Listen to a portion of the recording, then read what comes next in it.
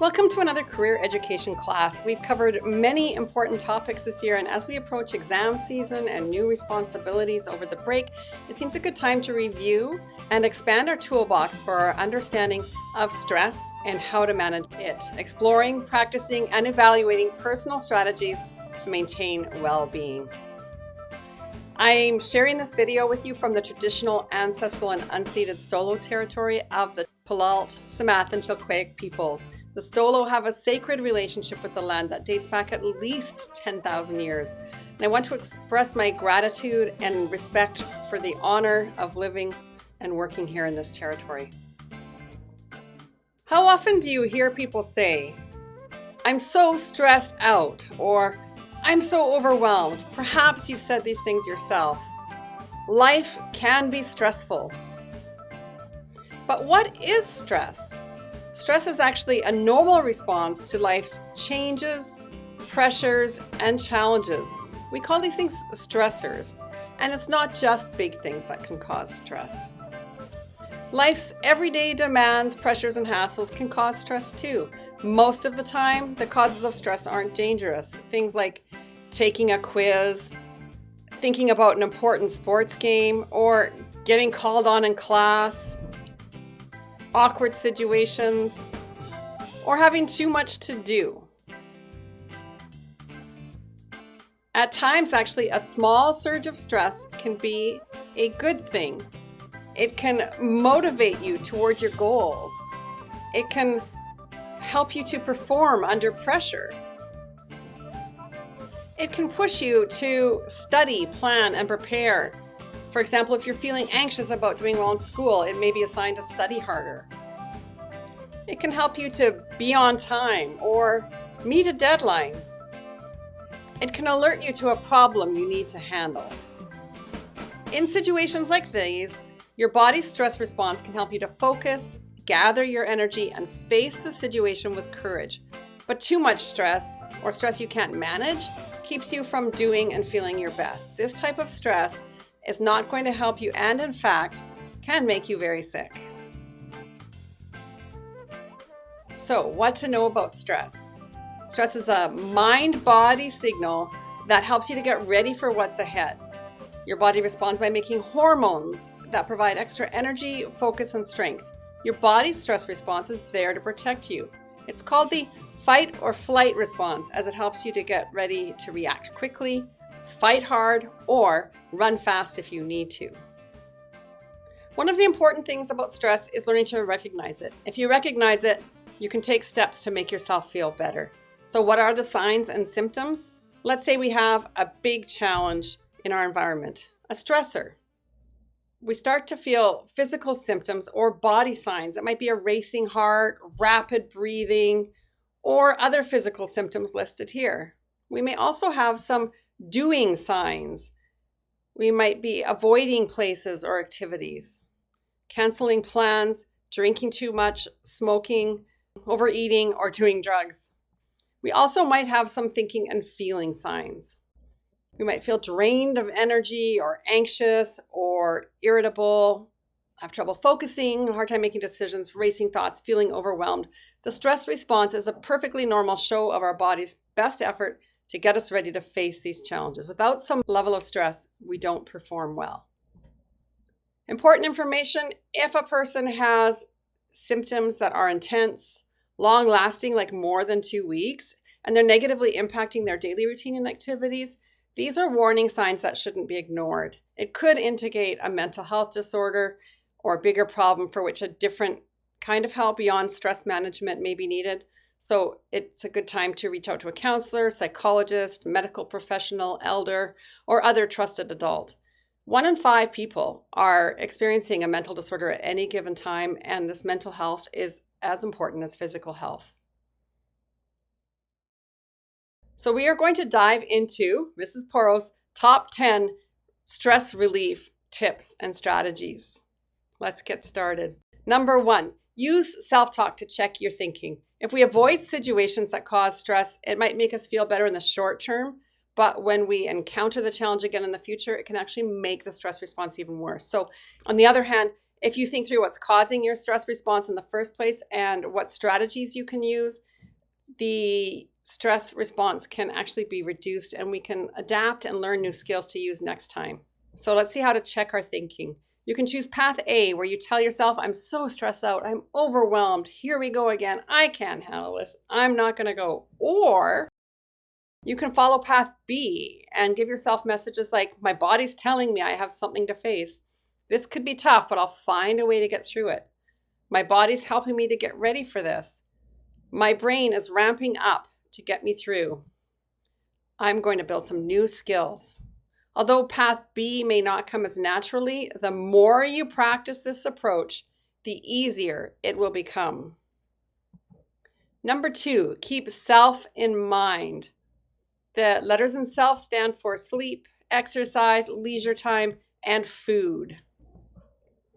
Without enough sleep, you're more likely to feel stressed over the day's ups and downs. Most teens need about 8 to 10 hours of sleep each night. And the right amount of sleep is important for anyone who wants to do well on a test or play their best in sports or reach personal records when they're working out. There are many tips online about how to improve your sleep routines. The E in self stands for exercise daily. Exercise does more than keep you fit. It's a way to manage stress, lower anxiety and depression, and make your mood more positive. Leisure. Be sure to make time for leisure, meaning doing things that you enjoy, like playing with your pet, listening to music, or spending time with friends. Even if it's only a few minutes, daily time to relax and recharge lowers your stress. The F stands for food. What you eat affects your mood, energy, and stress level. You want to choose foods that are good for you. If sweets and junk food are your main source of fuel, you're likely to crash or feel cranky and stressed. Perhaps you'd like to try searching for some healthy snack or lunch recipes to help your body and mind. Number 3, find strength in relations. You want to avoid isolation. Make time for your connections, family, guardians, friends, other supporters. If possible, have fun, socialize, laugh, go bowling. Give, ask for, and accept support. Number 4, get outside. The land around us shares so many gifts with us, whatever you want to call it: forest bathing, ecotherapy, mindfulness in nature, green time, the wilderness cure. Humans evolved in the great outdoors, and your brain benefits from a journey back to nature. Indigenous peoples have always valued the land and used the land to heal. Connecting to a place in nature can help to facilitate reflection and healing. In fact, as posted on the Harvard Medical School's website and based on a 2019 study, spending just 20 minutes connecting with nature can actually help physically lower stress hormone levels. Okay, relaxation techniques. There are many of these. We're just going to look at a few. You can try and see what works for you.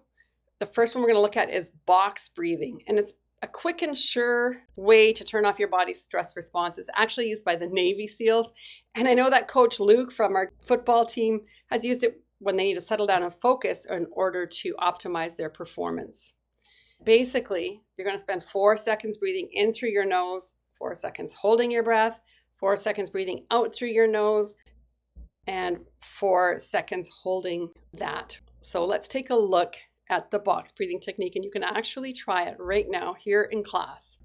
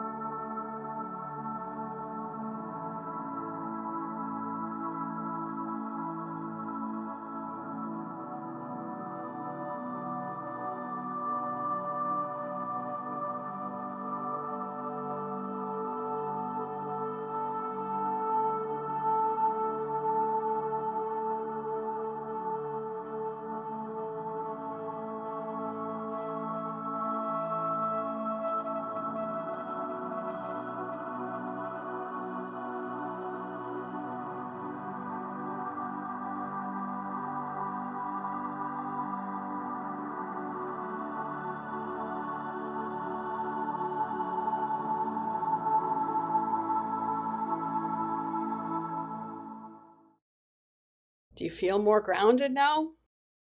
Okay, relaxation tips, we've looked at box breathing, there's meditation and yoga, and actually listening to music. I know you'll like this one because it is actually a relaxation technique, but you can think about what type of music actually reduces the stress the best. Indigenous and Celtic stringed instruments, drums and flutes, are very effective. Sounds of rain, thunder, and nature sounds may also be relaxing, particularly when mixed with other music such as light jazz, classical, and easy listening music. Slightly slower music that tends to lend itself to relaxing. All right, the final relaxation technique for tip number 5 I'm going to mention is reading, because it's a great escape, and we all need to escape sometimes. Now, remember, these relaxation strategies ultimately provide temporary relief until you're able to face the stressor. They don't make the stressor go away. Number 6, engage in creative expression. Everybody has different creative outlets. You can see a list of them: art, music, dance, theater, photography, journaling, making, any kind of making. When creating art, for example, stress levels are seen to drop exponentially. Drumming, creating music, numerous studies have shown that these can reduce your stress, lower blood pressure, and actually enhance your immunity. When we dance, our brain releases endorphins, the happy hormones that help in reducing stress and making us feel relaxed and happy. Journaling. Yes, journaling that you do in class is actually helping to build a life skill. And there's a ton of research that shows the relaxation and stress reducing impacts of journaling. Tip number 7, expressing gratitude. Gratitude is a powerful human emotion. Thanking others, thanking ourselves, thanking a creator or religious figure of choice, if that's part of your practice. Gratitude in any form can strengthen relationships, reduce stress, and more. By consciously practicing gratitude every day, we can help neural pathways in our brain to strengthen themselves and ultimately create a permanent, more grateful and positive nature within ourselves. Sometimes it might feel like you don't have things to be grateful for, but taking that minute to think about small things even that you can be grateful for really can impact your mood for the day. There are some people that practice gratitude as soon as they get out of bed. For each foot that they put on the floor, first thing in the morning, they say thank you for something. Practice cultural traditions. Now, this isn't one that people are automatically going to think of, but whether you're doing henna art, using a sweat lodge to cleanse the body, mind, and spirit while removing toxins from your body, painting Ukrainian Easter eggs, or learning to make pasta with your Italian nonna. Learning from elders and practicing cultural traditions applies to everyone. Volunteering, you've learned about this in other lessons. It can take many forms, and it can support your well-being, reduce your stress, and your loneliness if that's a problem for you. It can be formal, where you're part of an organization that does a lot of volunteering, such as Key Club or Environmental Club or many other organizations. Or it can just be informal, simple, random acts of kindness that you do for your friends or your family or a teacher. All of these can reduce stress, boost happiness, and more. And tip number 10, think 48 hours. When things seem overwhelming and you feel super stressed, consider Ed Sheeran's 48-hour strategy. He says, the worst days of your life always end at midnight. And when he faces a big stressor that doesn't need immediate attention, he likes to give himself 48 hours to feel better. And just to understand that he might not feel really good for about that long, because things almost always turn around in 48 hours. So now you have Poro's top 10 stress relief tips. We all know that life can be stressful, and now that you've explored strategies for managing stress, it's time to put them to practice. Most of the time, everyday stress comes from the challenges you face and can deal with. If your thoughts, feelings, and behaviors are intense and impacting daily life for more than 2 weeks, you may need the help of a counselor or medical professional. There are places available to talk to someone. They are listed on the screen here. There are some that are directly in Chilliwack that have free, confidential counseling and medical services for people ages 12 to 26. There are some online ones where you can text or chat or phone for help. There is one specific to Indigenous people, 24 hours a day, 7 days a week. And there's one specific to LGBTQ plus youth, and it's open from 6 in the evening until midnight. There is a lot of help available. They are confidential, they are free, and they are there for you. Your task this week is to go into Teams and complete the form called Mental Health Literacy MHL9 Strategies to Maintain Well-Being. Be sure to hit submit when it's done. If possible, complete this in class today. And if you're away for class, hopefully you're watching it at home and submitting this assignment this week. That's it for this week. Have a great week.